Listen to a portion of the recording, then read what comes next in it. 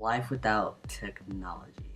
I so basically, what I when I read this topic, I was kind of like, wow, if there was life without technology, then I would have no idea what I would be doing with my time.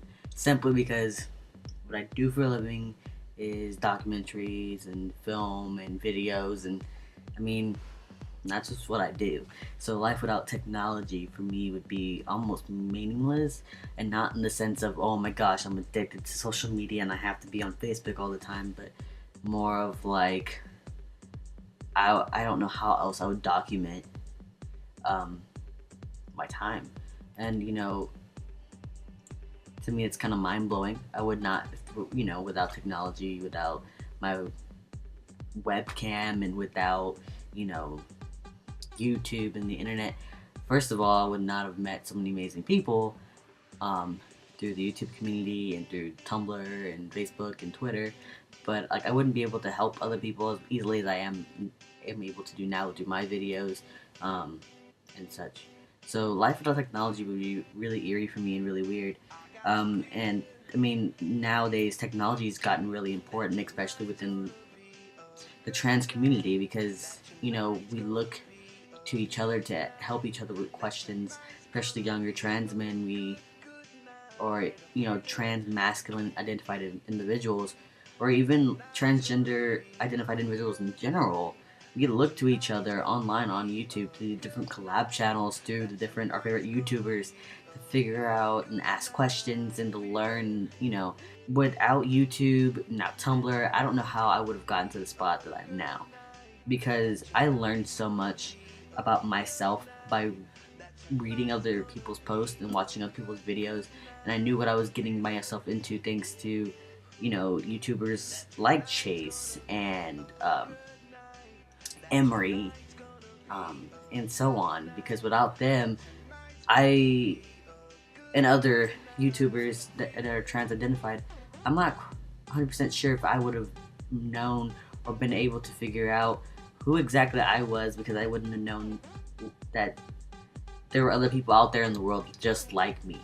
And that's why I decided to continue and to continually make videos. I know my videos on my other personal channel are not as frequent, but I do weekly videos here, and I think if even one person, two people, three people watch this and they learn something from it, or they understand something more better, I feel like I've learned I feel like I've helped someone, and that's what my goal is, to help someone and not to just take all the knowledge that I've learned from someone else, keep it to myself, type of thing. I guess it's some sort of set of activism.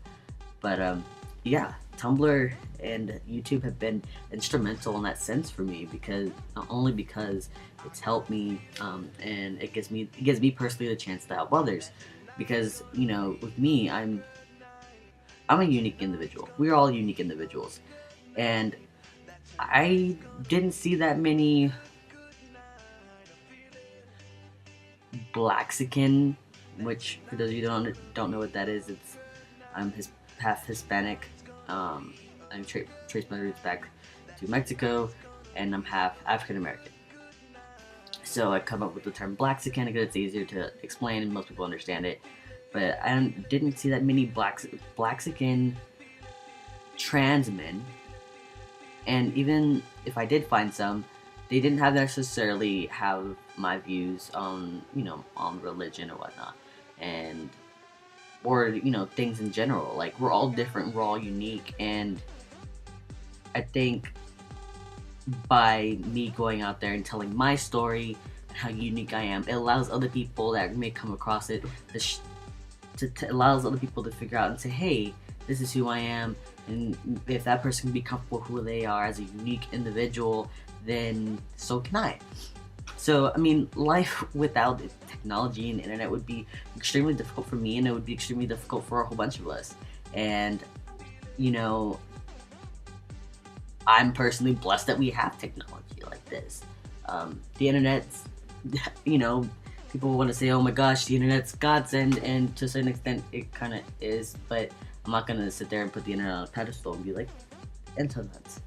But, that's just, I mean, personally how I see it. I think there is a line to be drawn. I'm really bad with being on my phone 24/7, especially as a journalist, finding stories and telling other people's stories. But I think there's a line to be drawn with technology, and that's being on it 24/7 instead of socializing with each other. And I feel like that we need to learn what is healthy about it and what's not healthy about it. And you know, it's not healthy to be on your phone every waking moment of the day and every waking moment of the night, or the internet, or whatever it may be. Um, but I will say that um, the internet has its positives. Technology has its positives, and especially with as fast as it's growing, it's allowing every one of us to not only tell our stories, but to interact with others and be more comfortable with ourselves, and to see that there are other people just out there just like us. So, I mean, that's all my take is on the internet and life without it, and how sad that would be.